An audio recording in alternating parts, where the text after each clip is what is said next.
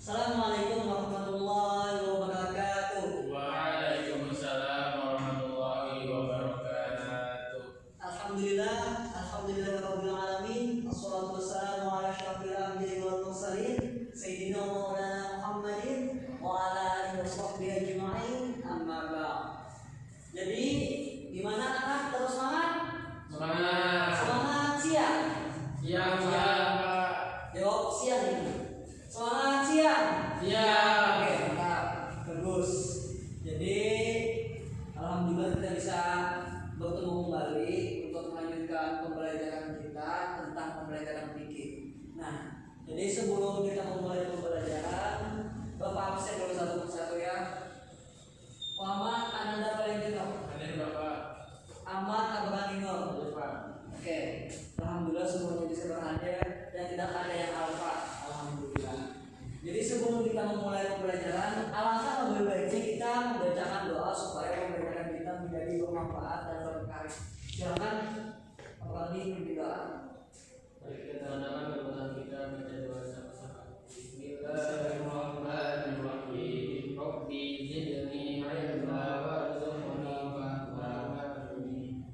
Alhamdulillah, terima kasih telah membacakan doa. Jadi untuk pembelajaran kali ini kita akan lanjutkan seperti biasanya. Sebelumnya Bapak tanya dulu. Materi yang lalu kita telah mempelajari masalah apa? Masalah? Ya, nikah. Ya, betul. Sangat betul. Nah, setelah nikah ini kita akan mempelajari tentang masalah yang sangat penting, yaitu masalah dalam keluarga kita maupun masyarakat. Nah, masalahnya itu biasanya timbul ketika setelah orang itu dikatakan meninggal. Nah, tahu masalahnya apa itu? Tahu bab apa dalam masalah ini? Disebut bab Waris. ya, bagus. Bab al-mawaris. Kalau dalam sebutan bahasa Arabnya al-mawaris. Tapi kalau dalam bahasa Indonesianya bisa disebut kita tentang permasalahan warisan. Jadi di sini kenapa Bapak menjelaskan tentang permasalahan warisan? Karena permasalahan warisan itu sangat penting untuk kita dan untuk semuanya, apalagi misalkan si mama atau ayahnya itu telah meninggal. Jadi supaya tidak ada perkumpulan harta secara paksa maupun secara tidak adil, maka adanya ilmu waris atau ilmu faraid untuk menyusun atau supaya adil pendapatannya maupun pembagiannya, tidak ada yang egois. Nah, itu dia. Jadi di sini Bapak akan menjelaskan tentang pengertian mawaris. Mawaris secara bahasa berasal dari kata miras yang mempunyai arti warisan. Di dalam hukum Islam terdapat ilmu mawaris yang mengatur siapa saja yang berhak menerima harta waris, siapa yang tidak berhak menerima, dan berapa bagian-bagian yang berhak didapatkan. Ilmu mawaris juga biasa disebut dengan istilah faraid. Pengertian waris dari segi bahasa yaitu perpindahan sesuatu dari seseorang kepada seseorang yang lain, dari suatu golongan kepada golongan yang lain, baik berupa harta maupun ilmu. Sedangkan menurut istilah, waris adalah perpindahan kepemilikan dari orang yang telah meninggal kepada ahli warisnya yang masih hidup, baik berupa harta, hutang, atau hak syariah. Nah, itu dia. Jadi pengertian waris itu adalah pembagian harta kalau misalkan ada keluarga kita yang telah dinyatakan meninggal, dan meninggal itu betul-betul meninggal, bukan meninggalnya di rekayasa ataupun dibuat di budaya. Nah, jadi dalam mawaris ini banyak mempunyai aturan-aturan yang sangat ketat. Untuk apa? Supaya tidak ada perebutan secara paksa. Nah, kita lihat katanya kebanyakan sebagian daripada kita ada keluarganya setelah meninggal, mereka itu ini kakak dan adik itu berebut harta, sampai ada yang sampai bermusuhan, saking egoisnya merebutkan harta orang tua mereka. Padahal dalam Islam sudah ada apa itu namanya, tata cara pembagiannya secara bagus dan baik dan adil. Nah, itu dia. Jadinya tidak perlu resah maupun tidak ada perselisihan lagi bagi kita. Nah, itu dia. Kemudian di sini ada hukum waris. Rukun waris itu ada 3. Jadi misalkan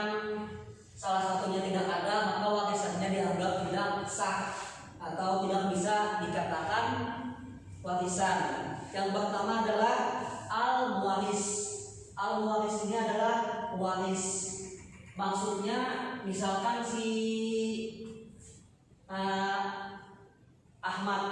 Ahmad itu bapaknya meninggal. Nah, bapak si Ahmad itu namanya bisa kita sebut dengan waris atau yang meninggalkan harta. Kemudian yang kedua al-waris. Al-waris ini adalah ahli waris. Nah, siapa ahli warisnya? Kalau pewaris ayahnya Ahmad yang meninggal, sedangkan ahli waris atau al-waris ialah si Ahmadnya, dia betul bagus. Kemudian yang ketiga adalah al-maurus atau harta peninggalan. Jadinya supaya lebih lengkap harus ada tiga, ada pewarisnya si ayah Ahmad yang meninggal tadi, ada al-waris si Ahmadnya yang menerima harta, dan yang ketiga yaitu al-maurus atau harta yang telah ditinggalkan. Jadinya ketiga itu saling berkaitan satu sama lain. Kalau tidak ada, maka tidak bisa dikatakan dalam warisan. Kemudian selanjutnya kita akan membahas tentang syarat hukum waris. Syarat waris adalah sesuatu yang karena ketidakadaannya maka tidak ada proses pembagian warisan.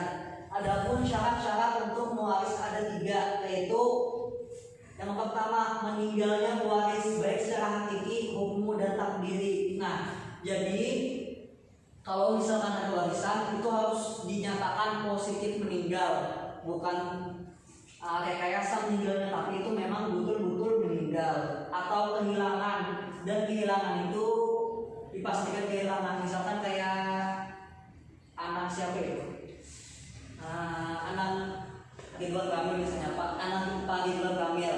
Nah, itu kan hilang di sungai Suez dan itu dinyatakan meninggal. Nah, itu bisa juga disebut dalam syarat yang pertama tadi, atau meninggalnya sang pewaris. Kemudian yang kedua, hidupnya ahli waris pada saat pewaris meninggal dunia, baik secara hakiki atau hukmi. Jadinya misalkan ada warisan, pasti ada ahli waris atau penerima harta warisan. Jadi misalkan seseorang itu dia itu meninggal, harus ada yang menerimanya. Tapi misalkan tidak ada, contohnya kayak di Aceh. Di Aceh kan pada 2004 ada tsunami banjir bandang dan mengakibatkan tsunami. Dan itu mungkin diprediksi ribuan keluarga hilang semuanya. Nah, jadinya hartanya tuh pembagiannya bagaimana? Nah, pembagiannya itu mungkin bisa disederhanakan ke anak yatim yang di luar daerah ataupun yang masih hidup. Nah, itu dia. Kemudian yang ketiga, mengetahui sebab menerima warisan atau mengetahui hubungan antara pewaris dan ahli warisnya, atau mengetahui seluk-beluk pembagian harta warisan.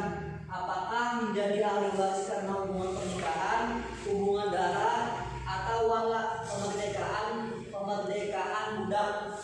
Ahli waris harus diketahui pasti, baik dari kedekatan kerabatnya, bagian-bagiannya, serta hajib yang menghalang dan mahjub atau yang terhalang untuk mendapatkan warisan. Nah, yang ketiga ini kita harus tahu dari mana warisan itu, entah dari pernikahan atau apa. Yang jelas harus halal.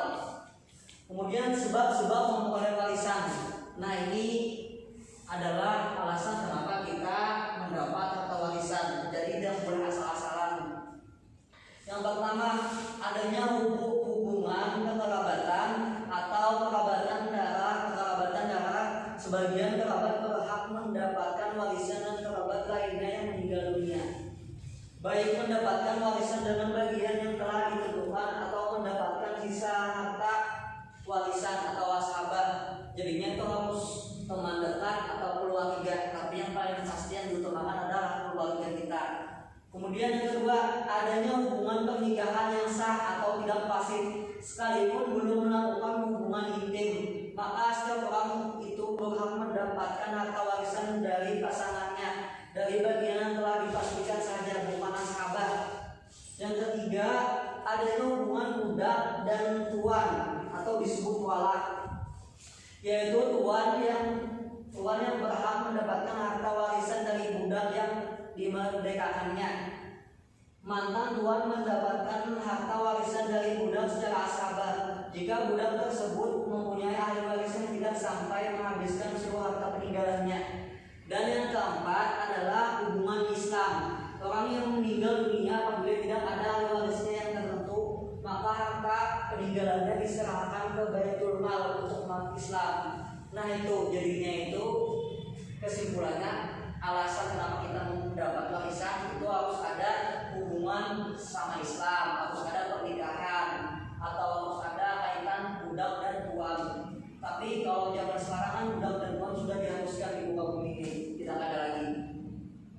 Dan pernikahannya itu harus pernikahan yang sah, maksudnya tanpa ada zina di dalamnya. Kemudian selanjutnya al-wujub terbagi dua macam. Nah, jadi di sini ada al-wujub. Al-wujub itu adalah penghalang atau yang sesuatu yang mana kita tidak bisa menerima harta warisan setengah maupun kesemuanya langsung. Jadinya penghalang warisan itu ada dua. Yang pertama al-hijab bil wasfi. Nah, namanya tadi yang pertama al-hijab bil wasfi. Al-hijab bil wasfi itu adalah orang yang terkena hijab tersebut terhalang dan dari mendapatkan hak waris secara keseluruhan, atau hak waris mereka menjadi gugur, tidak dapat sama sekali harta warisan.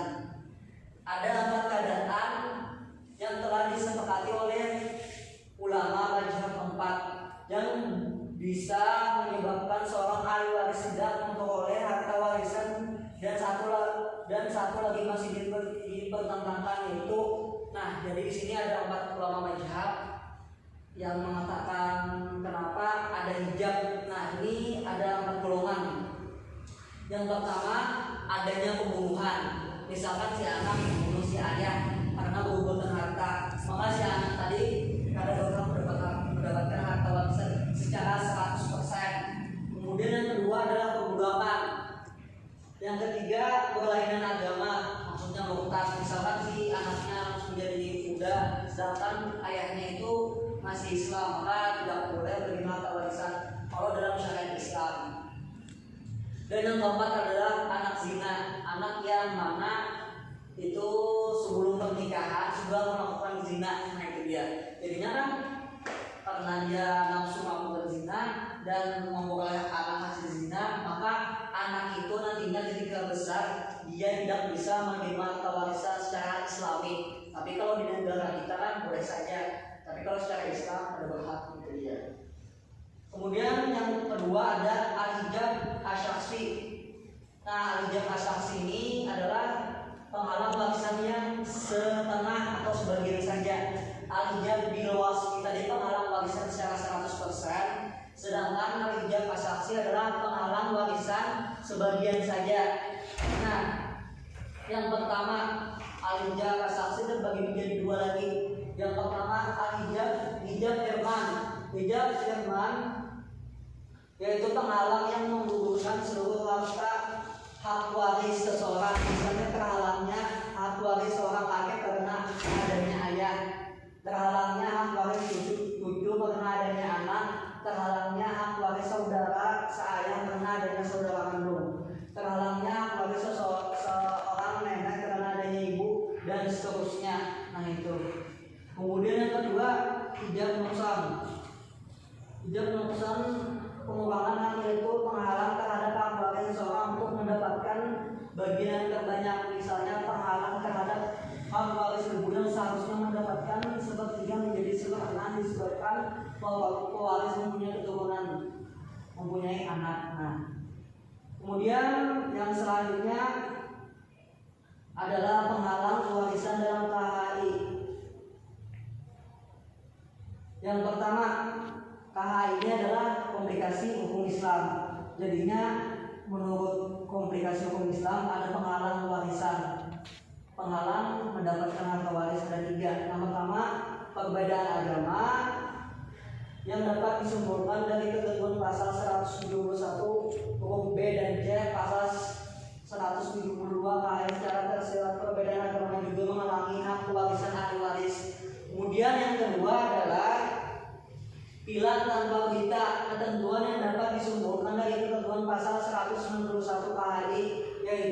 ahli waris tidak diketahui atau yang tidak diketahui ada atau tidak adanya berdasarkan keputusan pengadilan. Dan yang terakhir adalah berlainan agama. Nah, jadi kesimpulannya adalah kalau berlainan agama itu, kalau misalkan secara Islam itu tidak boleh mendapatkan harta warisan. Tapi kalau secara undang-undang Indonesia itu masih mengatur, dalam artian anak zina masih memperoleh harta warisan kalau dari segi pandangan undang-undang Indonesia. Tapi kalau dari segi pandangan Islam tidak mendapatkan bagi anak zina, yaitu warisan. Kemudian penjelasan yang terakhir yaitu perbedaan kewarganegaraan bukan penghalang waris. Nah itu dia. Berlainan negara adalah berlainan pemerintah yang diikuti oleh pewaris dan ahli waris. Para ulama sepakat bahwa berlainan negara antar sesama muslim tidak menjadi penghalang untuk mewaris, sebab negara-negara Islam walaupun berbeda pemerintahannya dan jauh jarak yang satu dengan lainnya dipandang sebagai satu negara. Hubungan kekuasaan isma antar negara-negara tersebut menerapkan prinsip hukum Islam yang sama, meskipun tiap-tiap negara memiliki perbedaan mengenai bentuk kenegaraan, sistem pemerintah maupun mengenai politik yang dianutnya. Nah itu dia. Jadi walaupun beda negara, kalau sesama Islam masih dapat hak warisan. Oke. Jadi gimana anak-anak? Bisa ditangkap? Nah itu penjelasan dari Bapak. Jadi selanjutnya setelah ini Bapak berikan waktu sekitar 3 menit sampai 5 menit untuk kalian baca makalahnya di grup. Sudah Bapak kirimkan. Nanti Bapak kasih pertanyaan satu-satu. Silakan. Silakan dibaca.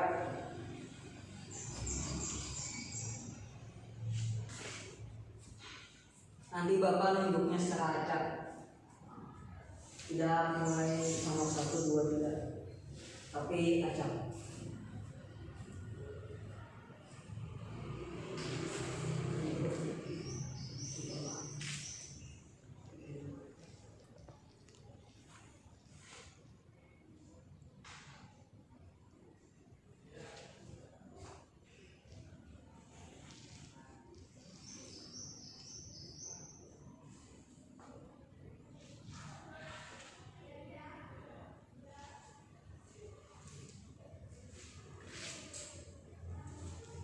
Silakan dibaca, dihayati, dan dibaca ulang lagi supaya lebih lengkap.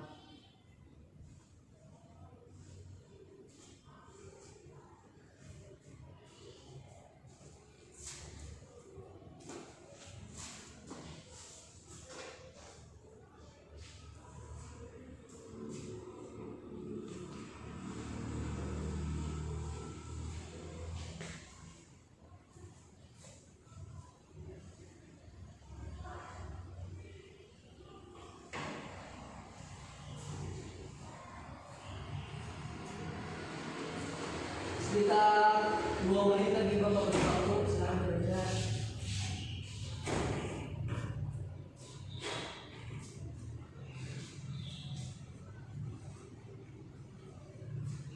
Kalau ada yang tidak paham silakan ditanyakan.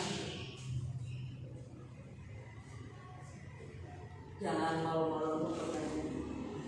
Nanti kalau nggak tanya, malu bertanya, sesat di jalan.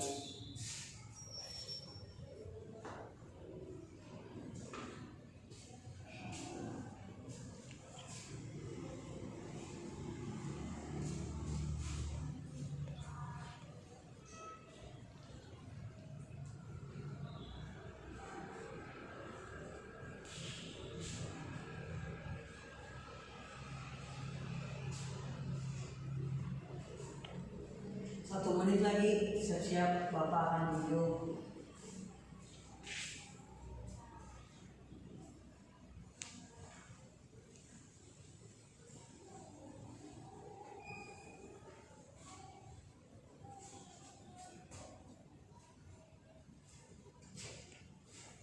Baik, untuk penanda silakan bukunya ditutup kembali. Pertanyaan pertama,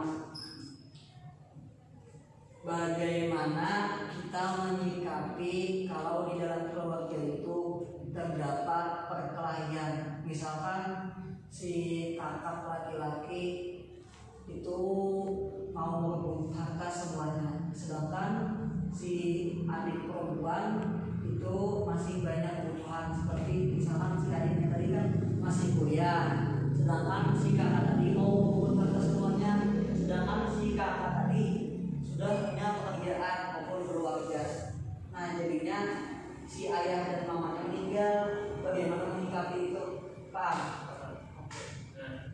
Tunggu, itu simpan dulu, simpan, pikirkan, bapak beri waktu 1 menit nanti dijelaskan. Untuk pertanyaan berarti pertanyaannya adalah bagaimana pendapat apalagi tentang warisan dalam Islam, apakah itu menyulitkan atau memudahkan? Nah itu dia, silakan dijawab, bapak beri waktu sekitar 1 menit nanti bapak tunjuk. Ananda sebenarnya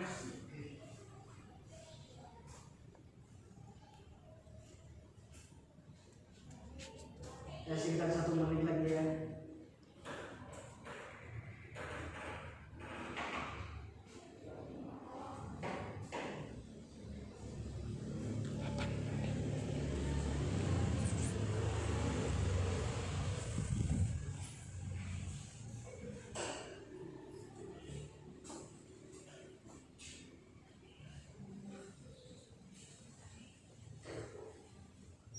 Baik, silakan Anda dijawab pertanyaan dari Bapak. Ya baik, di sini saya ingin menjawab Bapak pertanyaan dari pihak tadi mengenai seorang kakak yang ingin mengambil semua harta dari orang tuanya ketika orang tuanya sudah meninggal, kemudian anak yang perempuannya atau adik si yang kakaknya tadi mempunyai kebutuhan lain seperti kuliah dan sebagainya. Jadi untuk menyikapi hal ini ialah dengan kita harus memiliki sebuah pedoman, contohnya seperti ilmu waris tadi atau ilmu faraid. Nah, karena kita tahu semua manusia itu ingin memiliki segala hal, atau lebih tepatnya nafsu untuk memiliki harta dan sebagainya. Jadi kita tuh harus memiliki sebuah pedoman tersendiri. Nah, kita sebagai umat muslim itu harus mempunyai pedoman sendiri, yaitu ilmu faraid. Nah, dengan ilmu faraid ini atau ilmu waris, kita dapat nih menakar untuk misalkan anak laki-laki dapat berapa, anak perempuan dapat berapa. Kita tidak bisa untuk memberikan kepada satu anak saja, karena Islam itu mengajarkan adil. Seperti laki-laki mendapatkan 2/3 dari harta orang tuanya, sedangkan yang anak perempuannya mendapatkan 1/3 dari harta orang tuanya. Nah, jadi seorang kakak tidak bisa mengambil keseluruhan harta dari orang tuanya, akan tetapi boleh mengambil 2/3 dari harta orang tuanya, sedangkan adiknya itu boleh mendapatkan 1/3-nya. Cukup sekian dari ulun Bapak. Oke, bagus untuk Anda bertanya. Baik, lanjutkan untuk Abu Ghani. Baik, jadi pertanyaannya tadi itu mengenai bagaimana hukum pendapat saya terkait hukum warisan Islam, apakah itu menyulitkan atau mempermudah? Menurut saya hukum warisan dalam Islam itu adalah mempermudah. Kenapa? Karena dengan adanya pembagian harta waris, yaitu atau istilah ilmunya itu ilmu faraid, maka itu mempermudahkan bagi ahli waris untuk mendapatkan harta-hartanya secara adil. Misalkan dari orang tua meninggal, dia meninggalkan orang anak. Nah, maka pembagiannya itu misalkan tanpa adanya ilmu mewaris ataupun ilmu faraid, maka akan terjadinya pertikaian ataupun permasalahan dan sebagainya, karena tidak adanya ilmu yang membagi tentang masalah warisan tersebut. Nah, oleh karena itu dengan adanya ilmu mewaris ataupun ilmu faraid ini, maka itu akan mempermudah dalam membagi harta secara adil. Itu jawaban dari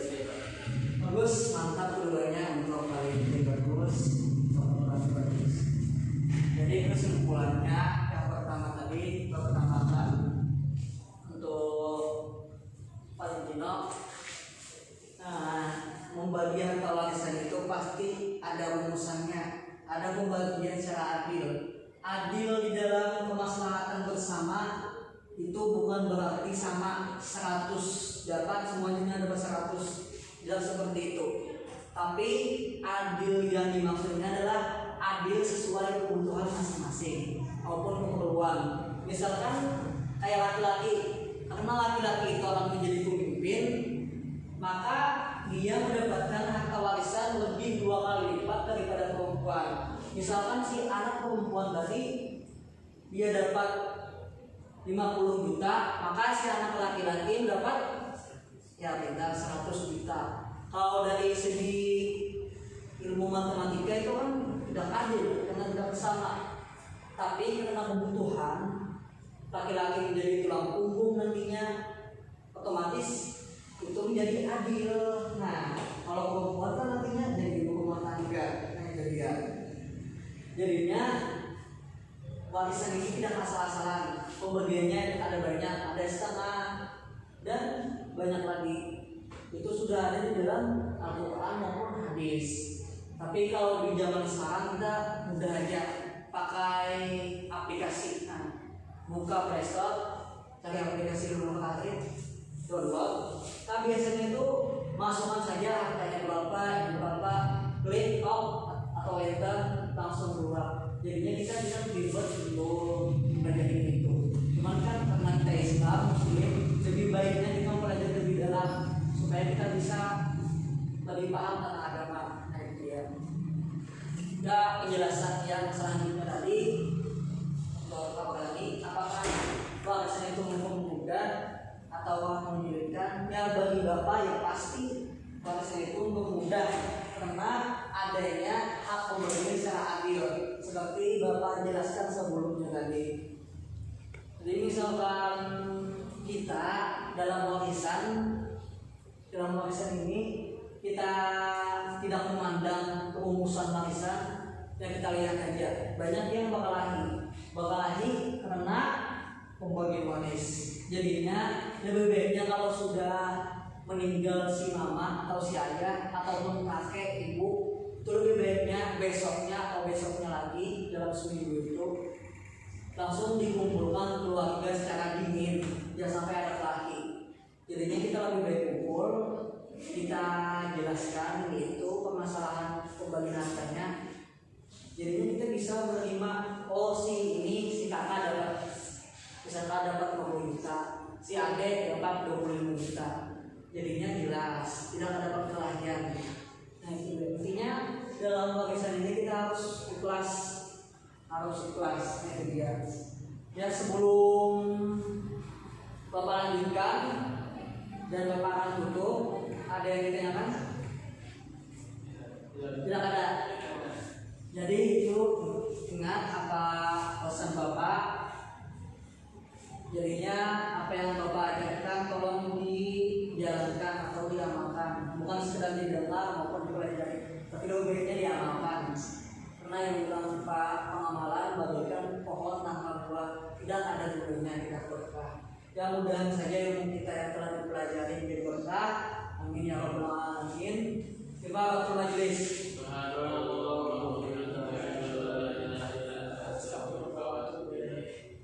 Semangat siang. Ya, tetap semangat dong. Yang mudah nanti kita bisa bertemu kembali untuk minggu selanjutnya. Jangan lupa baca bukunya, amalkan ilmunya. Itu saja pesan Bapak. Wabillahi taufiq wal